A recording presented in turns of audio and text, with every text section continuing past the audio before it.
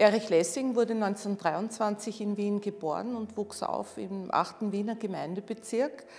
Die Mutter war Konzertpianistin, der Vater war Zahnarzt und er hat seinen Vater verloren, als er 10 Jahre alt war. Der Vater hatte eine Krebserkrankung und die Mutter hat dann eben alleine gesorgt, finanziell, um die Familie zu erhalten. Und dann begann auch Erich mit 13 Jahren sich zu interessieren für die Fotografie und hat dann eine Kamera zur Bar Mitzwa bekommen, eine Kodak Retina, und das wurde dann zu seinem Hobby. Mit 16 Jahren musste er dann flüchten aus Österreich, das war 1939, und er musste seine Mutter und seine Großmutter zurücklassen in Österreich, und beide sind umgekommen in Konzentrationslagern. Und 1940 war Erich dann in Haifa, hat begonnen zu studieren im Radiotechnion und mit Radiotechnik, und er war dann auch, um etwas zu verdienen, nebenbei Taxichauffeur und Karpfenzüchter, und hat sich dann wieder begonnen zu interessieren für die Fotografie. Er hat nebenbei Strandfotografien und Kindergartenfotografien gemacht und hat auch für die British Army in Palästina gearbeitet. 1947 ist er dann nach Österreich zurückgekehrt. Er war eigentlich auf der Durchreise. Er wollte unbedingt nach Paris auf die Filmakademie. Sein Ziel war, Regisseur zu werden, und das ist ihm verwehrt geblieben. Er hat kein Visum erteilt bekommen von Frankreich. Wien war eine andere Stadt und das waren auch andere Menschen. Menschen, die aus KZs zurückgekehrt sind, Menschen, die illegal bei der Partei waren. Und er hat seinen Ruhepol gefunden im Café Grillparzer, wo er zum Beispiel mit dem Ernst Häusermann und der Helene Dimick zusammengesessen ist, und die haben sich dann intellektuell ausgetauscht. Also das war seine Kraftquelle.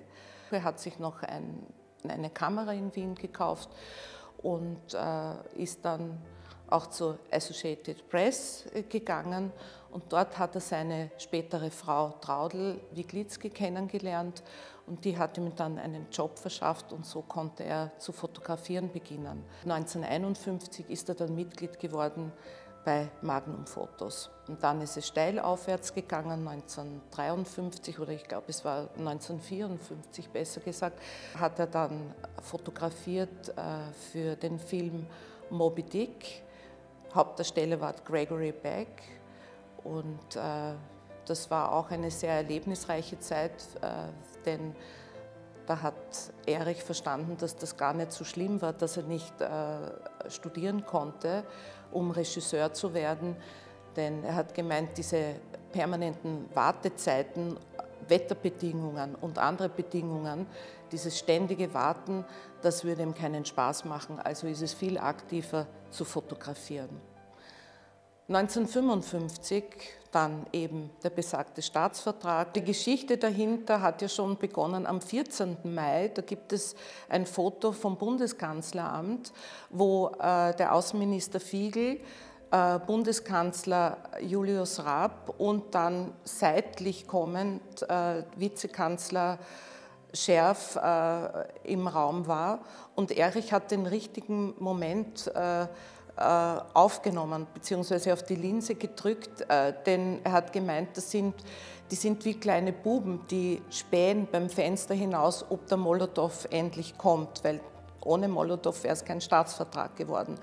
Und am 15.05.1955, wie wir wissen, waren viele Personen oben im Belvedere, beziehungsweise die Journalisten.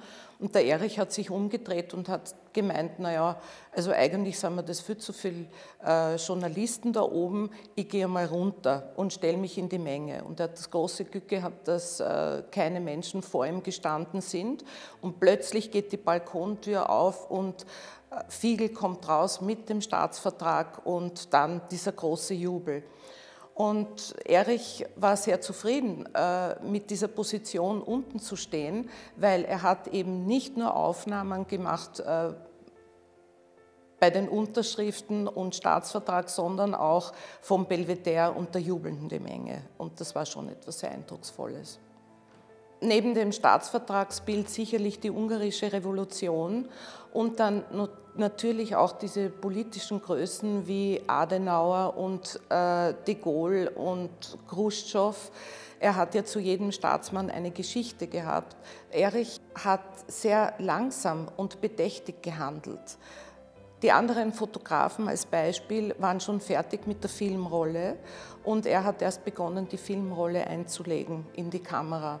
Und das deutet darauf hin, dass deshalb seine Bilder so speziell geworden sind, eben aufgenommen zu einem anderen Moment, als die anderen fotografiert haben.